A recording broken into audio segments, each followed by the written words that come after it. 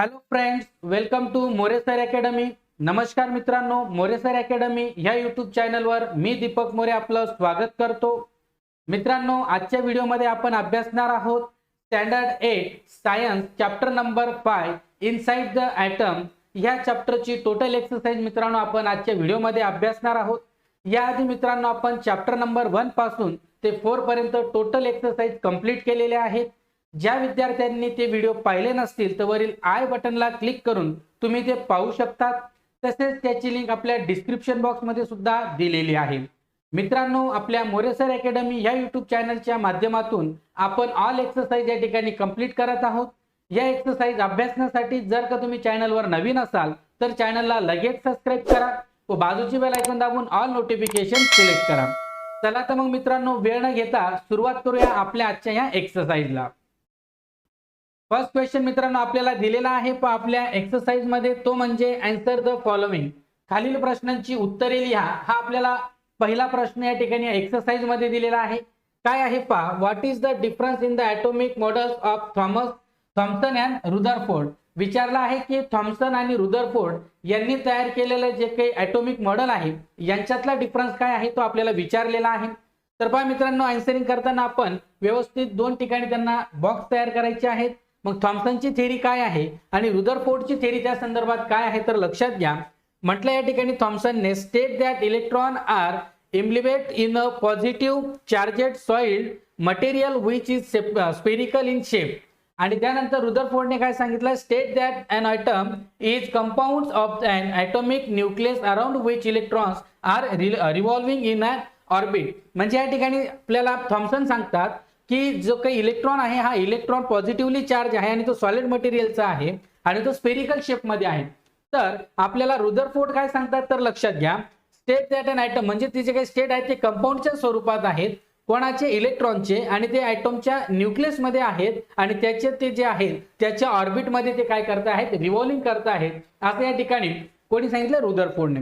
Next याचे त्यांचे काय सांगितले पहा, dose not give any details about the atomic nucleus. याच्यामध्ये कोणत्याही प्रकारचे डिटेल्स अवेलेबल नाही आहेत.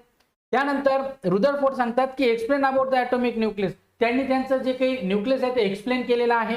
त्यानंतर state that electrons are in म्हटलं युनिफॉर्म म्हटलं आहे distribute in an atom. Okay. आणि त्यानंतर रुदरफोर्ड सांगतात state that electron are located around a central solid materials. Okay. त्याच्या सेंट्रल मध्ये जे सॉइल्ड मटेरियल्स आहे त्या संदर्भातलं त्यांनी या ठिकाणी स्पष्टीकरण केलेलं आहे. मित्रांनो लक्षात घ्या, त्यांची जी काही एक्सप्लेनेशन आहे, त्यांचे जे काही डिफरन्स बिटवीन्स आहेत ते तुमच्या समोर आहेत. त्यांच्या थेरीच्या संदर्भात ते तुम्ही पाहू शकतात. आणि याचा मित्रांनो तुम्ही स्क्रीनशॉट घ्यायचा आहे.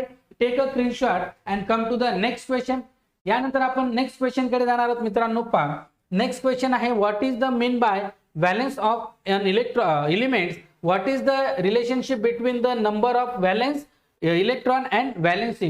म्हणजे त्यांनी सांगितलं आपल्याला या ठिकाणी की जे एलिमेंट्स आहेत, एलिमेंटची जी काही व्हॅलेन्सी आहे ती व्हॅलेन्सी म्हणजे काय. आणि नंतर म्हटलं आपल्याला ज्यांची जी व्हॅलेन्स इलेक्ट्रॉन आहे या व्हॅलेन्स इलेक्ट्रॉन आणि व्हॅलेन्सी यांच्यातील संबंध काय आहेत, रिलेशन काय आहे ते आपल्याला लिहायला लावलंय. मग काय पहा, valence of an element, it is a number of electrons an atom of the element used to combine with atom of the other elements.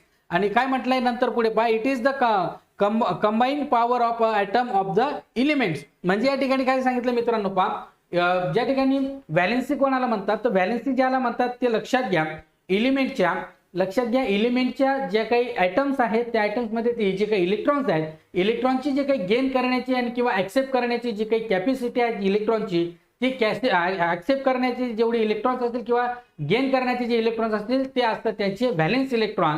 आणि व्हॅलेन्स इलेक्ट्रॉन झाल्यानंतर या ठिकाणी आपल्याला म्हटलेलं आहे की व्हॅलेन्स इलेक्ट्रॉन आणि व्हॅलेन्सी काय आहे ते आता सांगितलं. आणि व्हॅलेन्स इलेक्ट्रॉन म्हणजे काय, एखाद्या एलिमेंटच्या आउटरमोस्ट सेलमध्ये जेवढे इलेक्ट्रॉन्स असतात, कुठे आउटरमोस्ट सेलमध्ये, तर ते असतात त्याची व्हॅलेन्स इलेक्ट्रॉन. असा दोघातला संबंध आहे आणि फरक आहे. ओके. तुम्ही याचा स्क्रीनशॉट घ्यायचा, व्यवस्थित एक्सप्लेन केलेला आहे. Take a screenshot and come to the next question. त्यानंतर मित्रांनो नेक्स्ट दिला आपल्याला पहा, what is mean by atomic mass number and explain how the atomic number and mass number of carbon at 6 and 12 respectively. म्हणजे या ठिकाणी त्यांनी सांगितलंय पहा, जो काही ॲटॉमिक मास आहे तो म्हणजे ॲटॉमिक मास मध्ये म्हणजे नेमकं काय असते ते विचारलेलं आहे आणि त्यानंतर त्याच्यामध्ये असणारी जो काही कार्बन आहे कार्बनचा ॲटॉमिक नंबर आणि ॲटॉमिक मास जे आहे ते आपल्याला स्पष्ट करायचं आहे. मग साधी गोष्ट आहे की ॲटॉमिक मास काय असतो आणि ॲटॉमिक नंबर काय असतो. नंबर ऑफ प्रोटॉन्स काय सांगितलं, number of protons is called to the atomic number. म्हणजे एखाद्या एलिमेंट्स मध्ये असणारी प्रोटॉनची संख्या ही त्याचा ॲटॉमिक नंबर असतो. आणि त्यानंतर विचारला आहे atomic number atomic mass. Atomic mass म्हणजे काय, नंबर ऑफ प्रोटॉन आणि नंबर ऑफ न्यूट्रॉन यांची ॲडिशन करून येणारी जी काही संख्या आहे ते असते त्याचा ॲटॉमिक मास. याची डिटेल्स तुम्हाला दिलेली आहे.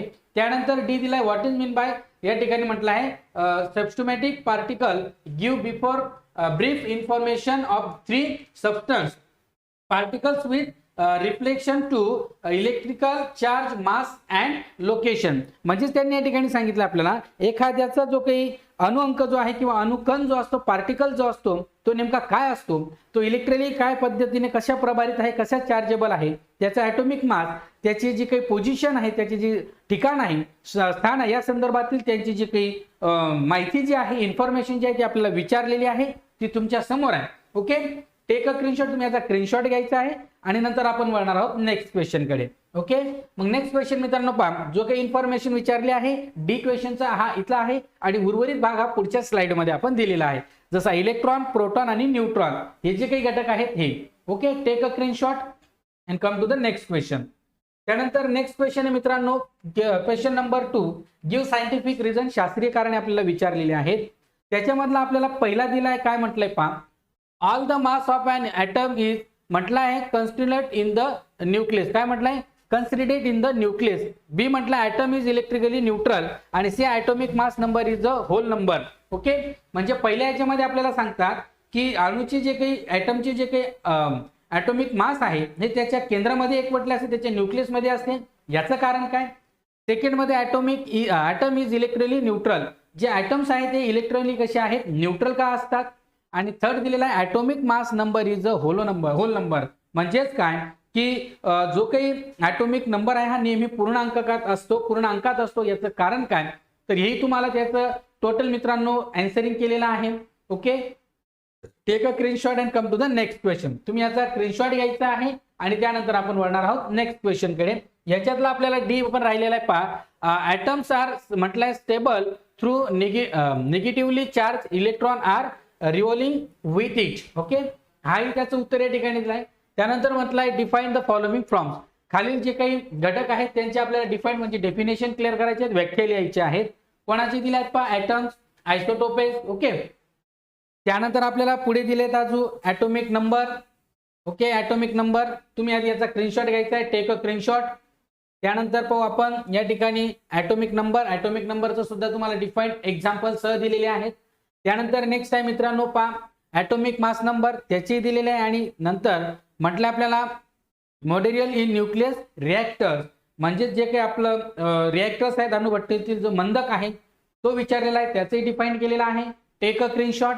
योग्य त्या ठिकाणी मित्रांनो व्हिडिओ पॉज करायचा आहे आणि त्याचा स्क्रीनशॉट घेत चालायचा आहे. मित्रांनो लक्षात घ्या, आपल्या चॅनलच्या माध्यमातून आपण टोटल एक्सरसाइज कंप्लीट करणार आहोत आणि ज्याही ठिकाणी तुम्हाला काही अडचणी असतील मित्रांनो तुम्ही कमेंट्स करू शकतात. ओके, यासाठी तुम्ही असेच नवनवीन एक्सरसाइज प्रत्येक चॅप्टरची अभ्यासण्यासाठी जर तुमच्याकडे तुम्ही चॅनलला सबस्क्राईब केलं नसेल तर चॅनलला सबस्क्राईब करून घ्या व बाजूची बेल आयकॉन दाबून ऑल नोटिफिकेशन सिलेक्ट करा. त्यानंतर वळणार आहोत नेक्स्ट क्वेश्चन कडे.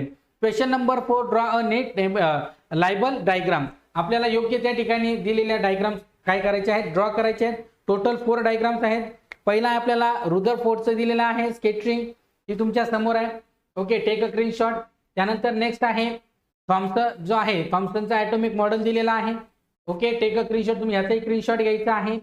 त्यानंतर नेक्स्ट दिलेला आहे जो काही आपल्याला दिलाय इलेक्ट्रॉन कन्फ्युरिकेशन. ओके, मॅग्नेशियमचं जे काही इलेक्ट्रॉन कन्फ्युरिकेशन आहे ते दिलेलं आहे, ते विचारलेलं आहे, ते करायचं आहे. आणि नंतर जे काही आहे नेक्स्ट दिलेला जो ऑर्गॉन आहे, ऑर्गॉनचं इलेक्ट्रॉन कन्फ्युरिकेशन दिलेलं आहे, तुम्ही याचाही स्क्रीनशॉट घ्यायचा आहे. ओके, त्यानंतर मित्रांनो वळणार आहोत आपण क्वेश्चन नंबर 5 कडे, जो आपला फिलिंग द ब्लँक्स आहे. काय आहे, फिलिंग द ब्लँक्स. तेही तुमच्या समोर आहे पहा. योग्य असे पर्याय या ठिकाणी दिलेले आहेत. या ठिकाणी आपल्याला योग्य असे फिलिंग द ब्लँक्स कंप्लीट करून दिलेले आहेत आणि त्यानंतर मॅच द पेअर सुद्धा दिलेला आहे. 5 नंबर क्वेश्चन आणि 6 नंबर क्वेश्चन या ठिकाणी व्यवस्थित कव्हर केलेला आहे. Take a screenshot. तुम्ही याचा स्क्रीनशॉट घ्यायचा आहे. आणि त्यानंतर क्वेश्चन नंबर 7 कडे मित्रांनो आपण जाणार आहोत. Okay, take a screenshot.